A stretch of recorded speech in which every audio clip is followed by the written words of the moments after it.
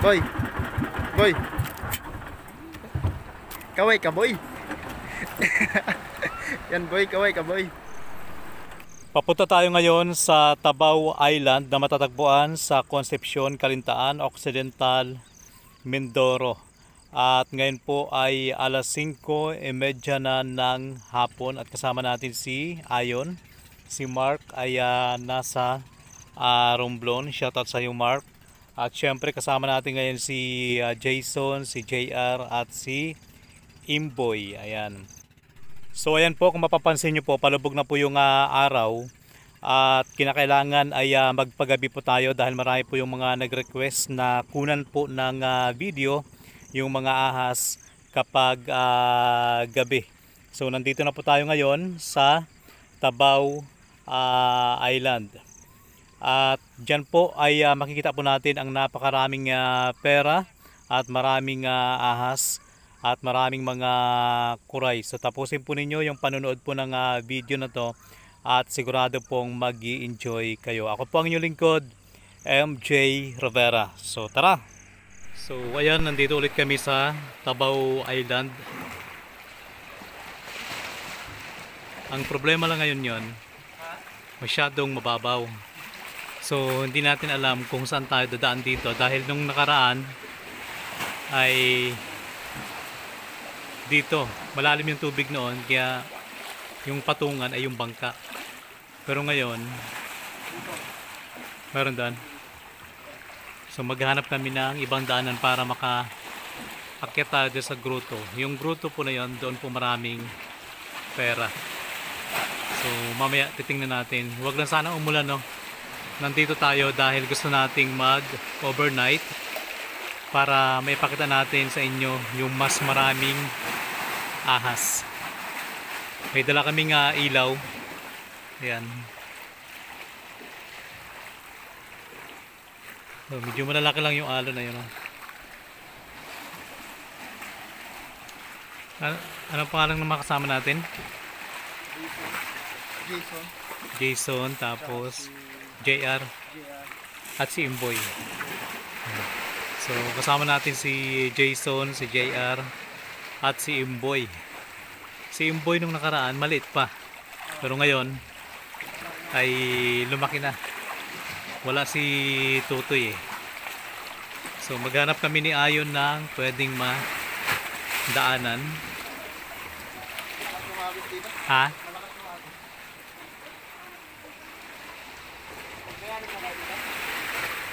Tapos, saan ang lusot? Saan pwede ito dumaan? Bukod dyan. Wala na ibang daanan.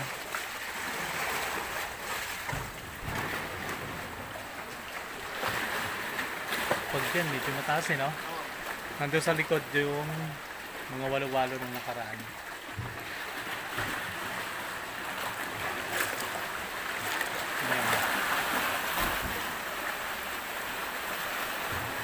So habang naghahanap si Ayon ng pwedeng madaanan, basta na kami, papakita ko lang sa inyo yung butas doon.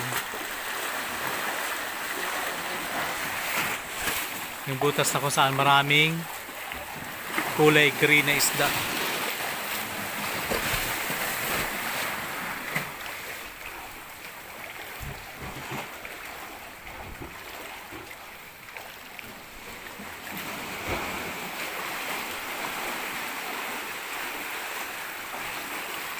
So ito yung problema ngayon,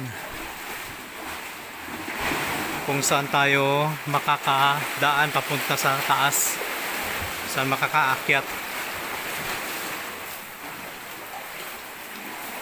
Bakit? Ha? Ilaw?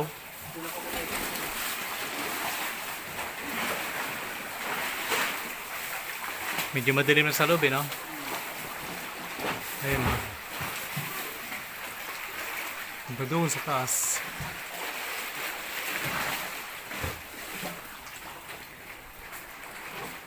Mataas din dyan eh. Mataas din.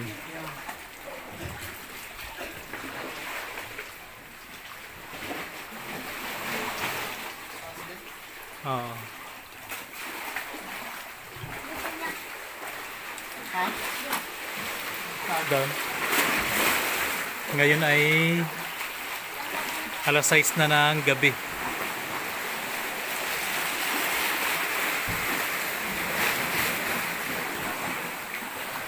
So, ayan, kailangan dalhin dito yung bangka para kami ay maka-akyat dito sa taas.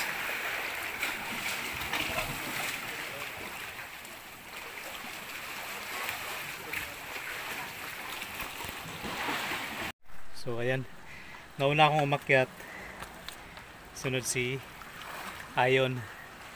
Madaling umakyat, ang mahirap nito mamaya pababa. Mahirap to. Ayan. So nandito na kami sa itaas. Ayun si Imboy, si JR at si Jason. So ibabalik na nila yung bangka dun sa medyo malalim. Sumasayad kasi. Oo.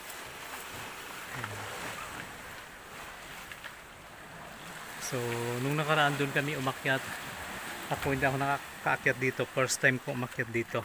So, nandito na kami ngayon sa itaas at salamat at nakayanan natin.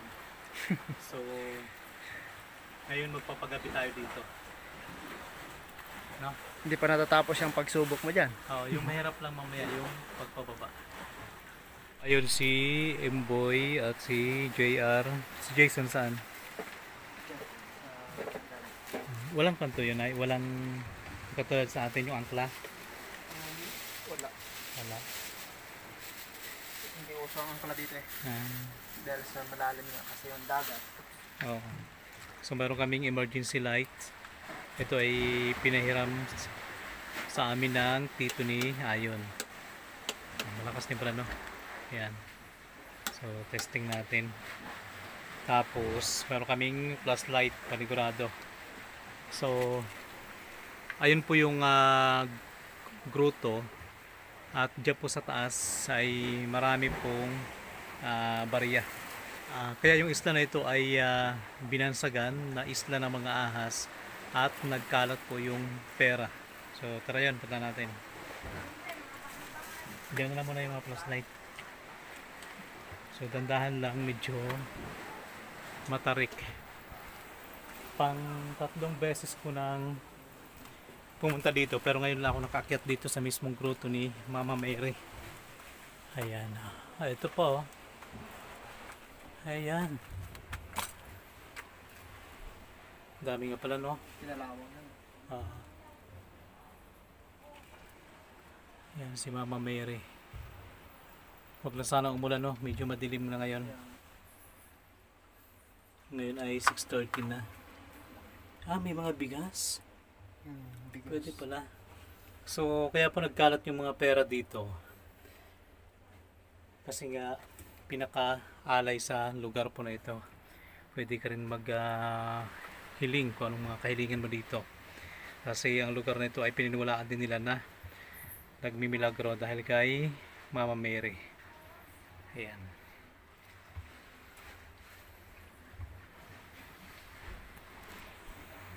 Nung nakaraan, ang mga pera dito, mga papel, ngayon wala na. Siguro nilipad na ng hangin.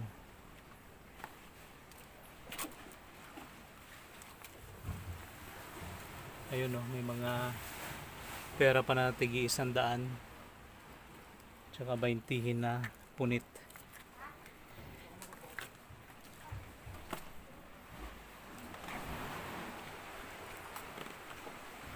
So ayan po, may mga pera pa. Yan. Ayan o. So nagkalat po yung pera dito. So ngayon ay pupuntahan natin yun. Saan tayo dadaan? Dito hindi pwede? Diyan talaga ang daanan? Pupuntahan natin yung kuweba na mayroong ahas. So yung buti maliwanag lang yung aming ilaw. May mga ibon, no? Yun. So maghanap tayo ng butas ng mga ahas. Saan yun yun? Dito.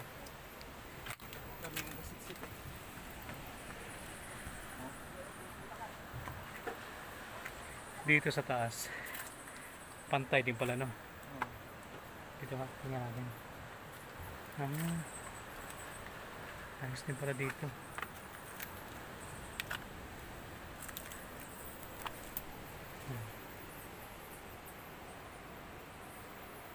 Ayos din.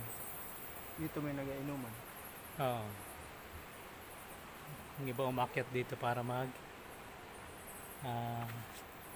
happy. Tara, doon sa kabila. May kuiba to dito, doon ka.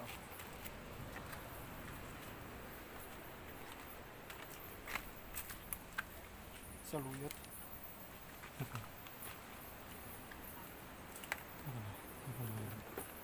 Sige.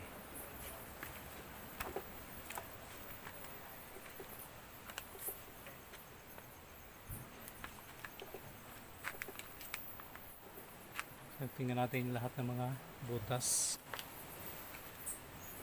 Oh, ano yan? Eh, umiingay. Ito banda.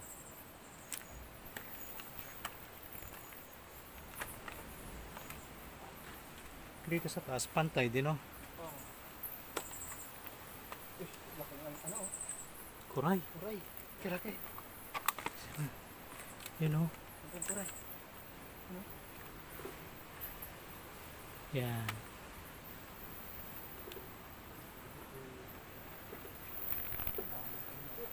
Dami pa nito. Paniki.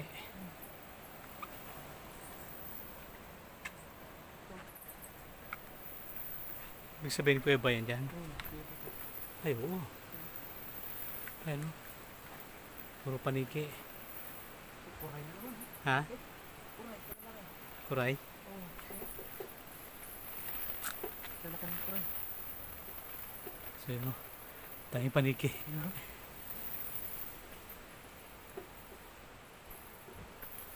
Hawakan mo yun, isi-zoom ko.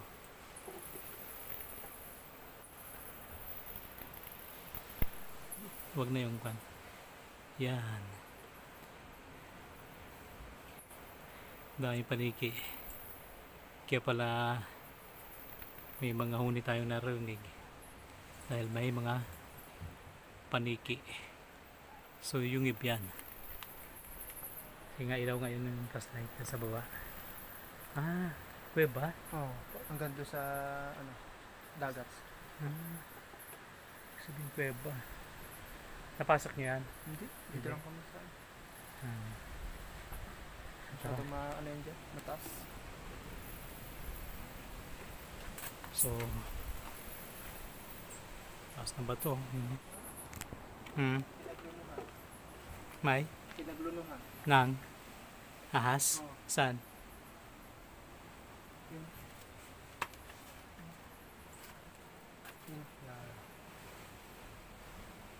Ayan, parang ulo lang.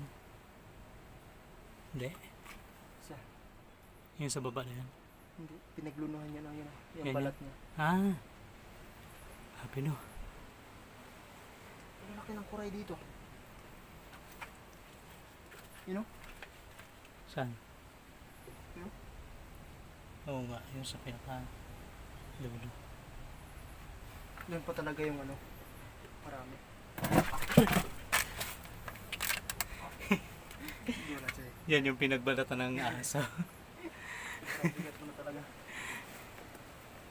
Pati pato hirapin siya. Sobrang bigat natin.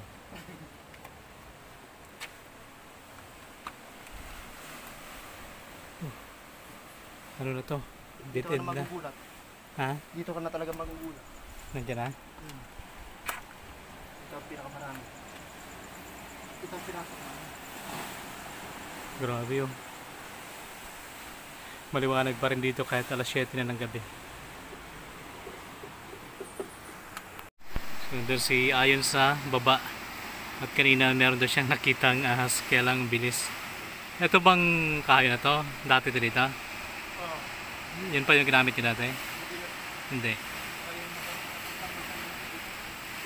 Lakas ng alon. So ayun, merong isang walo-walo na nagtatago doon sa may ilalim ng bato. Gusto Ayan. mo pa?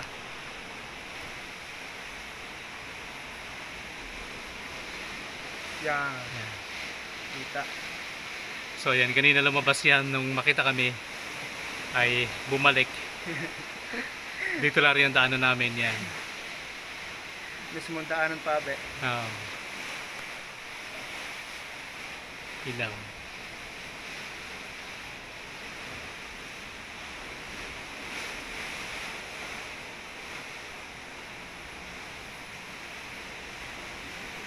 So diyan kami dumaan.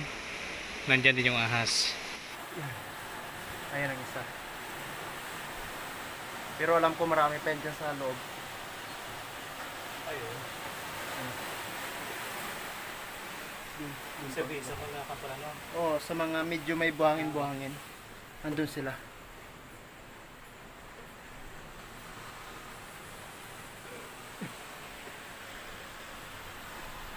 Ayun. Yan. Meron din yan doon. Dito talaga, nung pumunta kami dito talaga. Saan yung butas na yun? Yung nakita nyo? dito. Isang kumpol talaga yan dyan, oh. Tapos dito naglakad. Naggapang, papunta doon sa may butas.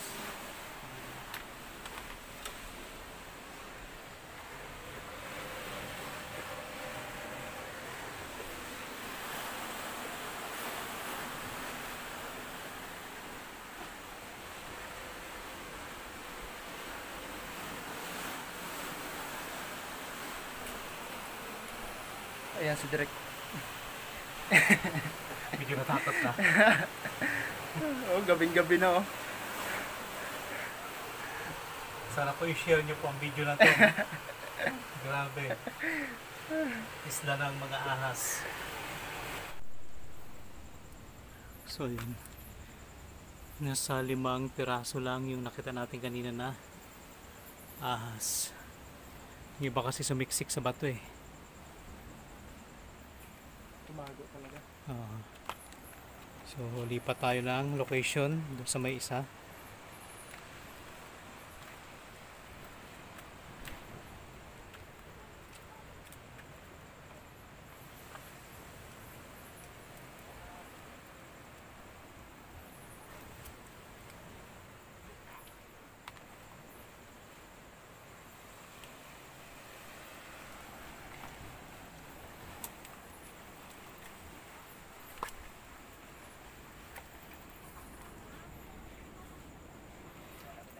Tarik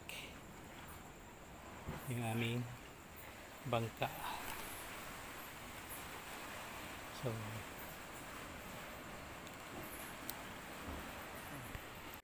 Bababa siya. Sobrang tarik ng dinaanan namin. Tsaka matatalim yung mga bato. Kaya naghanap na lang talaga ng madaanan si Direk. Dahil sobrang hirap ng dinaanan ko.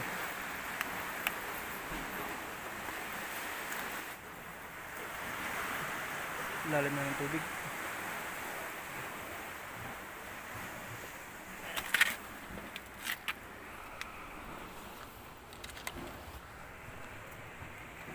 So ngayon, yung mahirap dyan, yung pagbaba. Talon na lang, talon.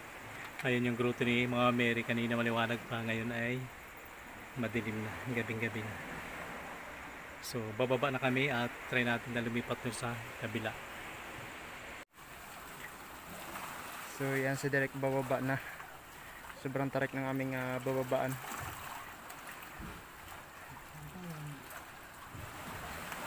Yan ang bukod sa matarik, magalaw yung baka dahil sa paghampas ng alon. Ayan.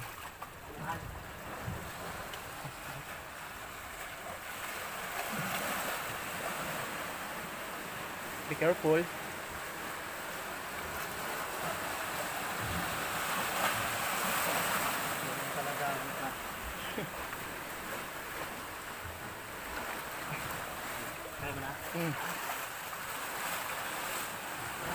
Dira si Direk sa bangka. So ako na ulit yung bababa. So ayan, nandito na kami sa ibaba. Doon kami galing, oh. Yan. Tapos, kailangan dalhin dyan ang bangka para lang makababa kami. So, dito tingnan natin. Ano mayroon dito?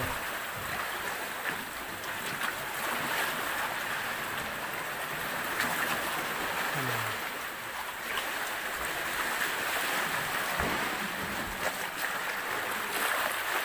Sobrang kati ngayon, no? Dito malalim na yung tubig.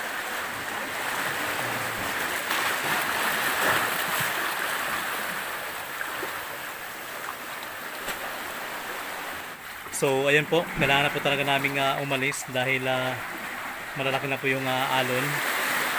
Doon kanina marami tayong nakitang mga ahas at nasa sulok po sila ng mga bato. Ayan. So, mas marami din kung gabi. Kaya lang doon sila sumisiksik dahil parang mas natakot sila sa amin pag gabi. At naipakita na rin namin sa inyo yung maraming pera, maraming ahas at maraming mga kuray. So ayun po, maraming salamat sa pagsama niyo po sa amin at sa mga bago pa lamang dito sa ating YouTube channel. Huwag niyo pong kalimutang mag-subscribe at pakipindot na rin po ng bell button para lagi po kayong updated sa mga video na atin pong ina-upload bawat araw. So sa pangalan ni Mark Lloyd Tagalog na nasa Romblon, anong ginagawa mo dyan na Mark? Kailan ka uwi? Comment down below. Kasama din natin si Jason, si JR at si Imboy at si Ayon. Ako naman po ang inyong lingkod, MJ Robera. Maraming salamat and God bless. Bye-bye. God bless.